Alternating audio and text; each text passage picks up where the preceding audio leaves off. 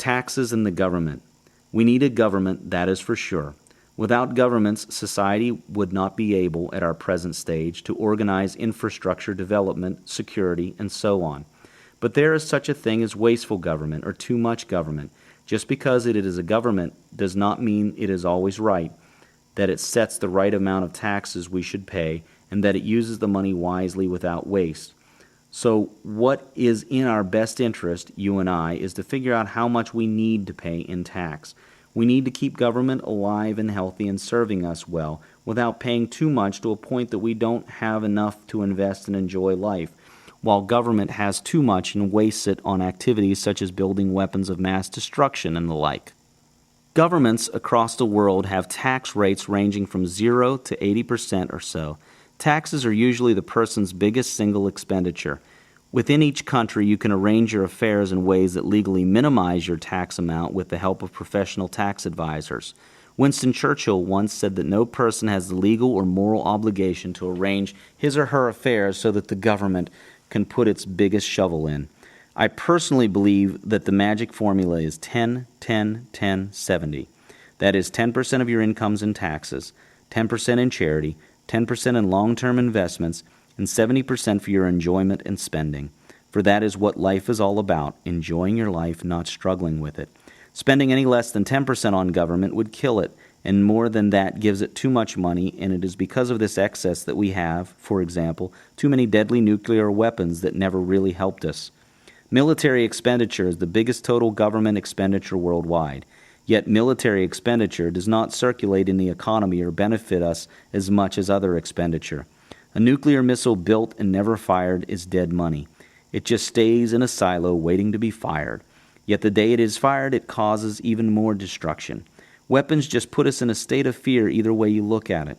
The way to prevent war is not to build weapons, but to eliminate borders, division, and economic differences. The U.S. would have been far weaker and less stable today if it did not unite its states a couple of 100 years ago. Before becoming a federation of states, the U.S. had civil wars and travel and commerce barriers within itself. So that is 10% of your money going to government as taxes. After that, do not forget to spend at least another 10% on charity, doing things to uplift your society and hence yourself. And invest at least 10% in good long-term investments. Then enjoy and spend the rest. Be cheerful in your spending. Your spending causes the increased income of others and drives the economy. Imagine what would happen if everyone stopped spending. The more we spend, the more energy is exchanged, and the more we all get wealthy. At first, this new 10, 10, 10, 70 arrangement may be a little difficult for some people to execute because they are spending all or almost all their money at the moment and have not arranged their affairs for optimal taxation. But within a short time, it is easy to change habits to fit into this new format. Knowing the real difference between an asset and a liability is another key to wealth. An asset is anything that creates net wealth or income for you. An asset is anything that puts more money into your pocket than it took out from it. A liability is something that does not do that. A liability is anything that takes money away from your pocket without putting back into your pocket more than it took. By that definition, some of the items that people consider as assets are really liabilities.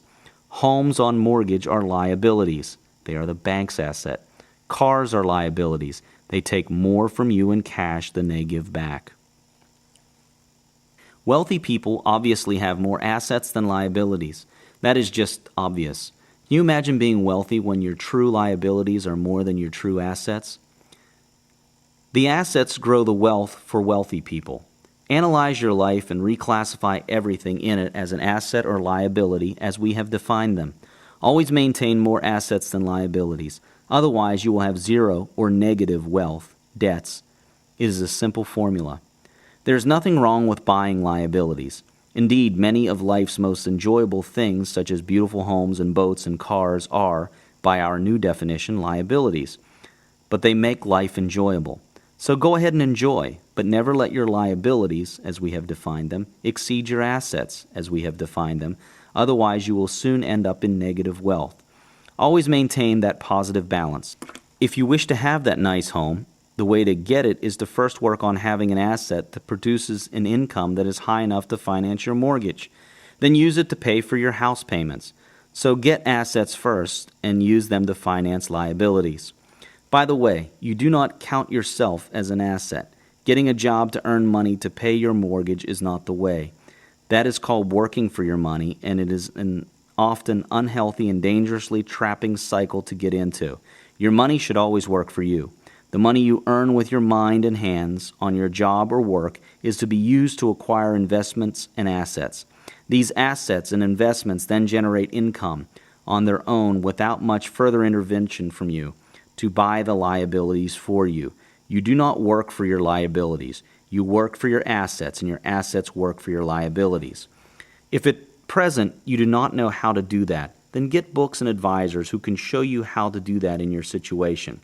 Good assets to acquire or build include stocks, mutual funds, certain types of bank accounts that have high and above inflation interest rates, real estate investment vehicles, bonds, royalty-producing assets, self-maintaining businesses, and so on. Whatever you seek to know, a very good book or person exists that will give you this knowledge. For books, Amazon.com is a great starting point for your search. For other information, a search on Google.com usually gives you what you are after. In this day and age, we lack nothing.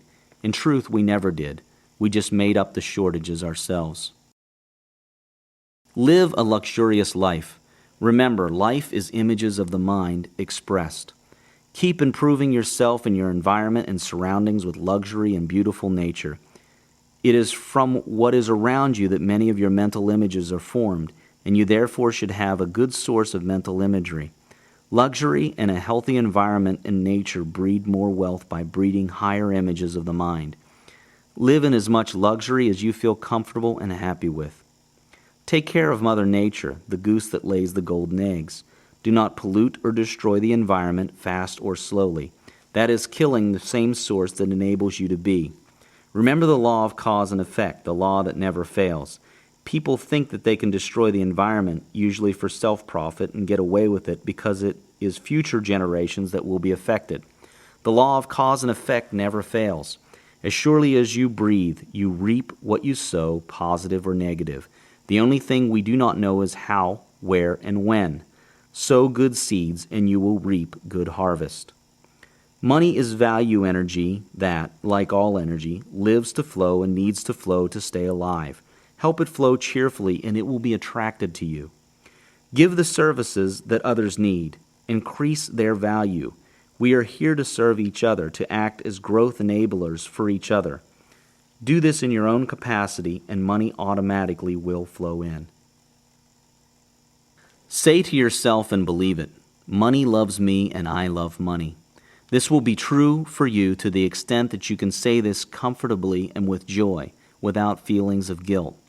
If you find yourself guilty, find the reason why and ask yourself how true that reason is and where you got that reason. To the extent that you are comfortable with money and you are welcome and love it, so shall you be wealthy. Money is an energy that allows freedom and loves freedom. It goes where there is freedom and where it is given freedom. Misers and stingy people, although they try the hardest to keep money, make it hardest for them to acquire and keep money. Enjoy money.